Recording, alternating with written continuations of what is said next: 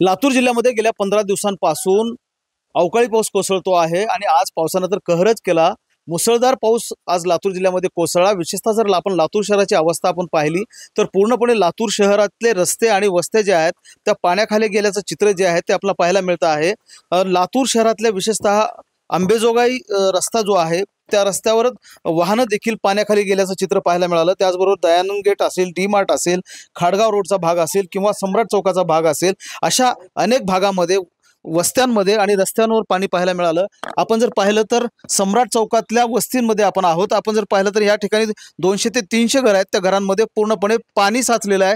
पूर्ण संसार उपयोगी वस्तू जे आहेत ते पूर्णपणे पाण्याखाली गेलेले आहेत। त्यामुळे जनजीवन जे आहे ते पूर्णपणे विस्कळीत झाल्याचं चित्र लातूरमध्ये पाहायला मिळतं आहे। विद्युत पुरवठा पूर्णपणे खंडित झालेला आहे आणि आता या नागरिकांना कसा मार्ग काढायचा आणि आजचं स्वयंपाक असेल किंवा राहण्याची व्यवस्था आहे ती कशी करायची हा प्रश्न पडलेला आहे। मला थोडं पुढे या मला सांगा, हे किती वाजता पाऊस पडला आणि काय अवस्था झाली? इकडे या। हा, दुपारी 2 वाजता खूप पाणी आले, घरामध्ये झोपाय जागा नाही, काय नाही, पसारा सगळा भिजलाय, आतून भिजले सगळे, मालक नाही मला।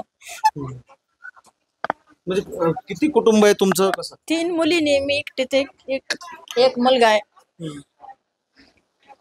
काय काय भिजलंय? म्हणजे कपडे भिजलेत, खायचं प्यायचं सगळं भिजलंय, भांडे कपडे तिथं ठेवलेत, खायचं ते सगळं, ज्वारी डाळी वगैरे सगळं भिजले, तेल सांडले सगळं, दुधात पाणी गेलंय, भाजीत पाणी गेलंय। कामाला गेलते मी, इडलीचे भांडे घासाय भाई आता चालते दुपारी, ते भिजले। मग लेकरं होते घरी, मग आले, मग बघितलं तर हातपायच गळाले माझे, तर लेकरांना बघून। असा पाऊस झाला होता का अगोदर? कधी वस्तीत पाणी घुसलं? नाही, कधीच नाही झालं, आता झालंय।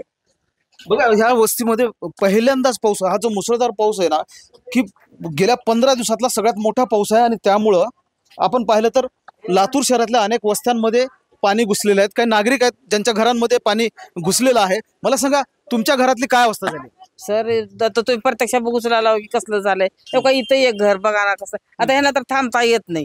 आता जवळजवळ कवा पाऊस चालू झाल्यापासून घरात पाणी शिरलंय, कारण तिकडे रस्ते बंद आहेत म्हणून घरामध्ये पाणी शिरले। आता जवळजवळ आम्ही 40-50 वर्ष झालं इथं राहत आहोत, कधीच नाही।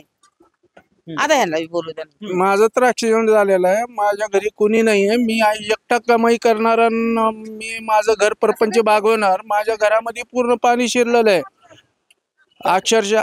काय काय नुकसान झालेलं आहे? माझं घरी सगळं पाणी, सगळं खाय प्यायचं सगळं नुकसान झालेलं आहे, सगळं नुकसान झालेलं आहे माझं।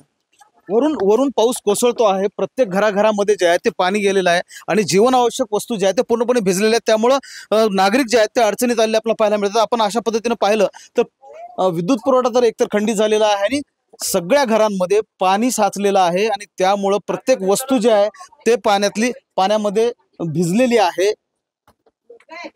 नागरिक जे आहेत ते घरातलं पाणी जे आहे ते बाहेर काढण्याचा प्रयत्न करतायत, मात्र प्रत्येक वस्तू जी आहे ती भिजलेली आहे।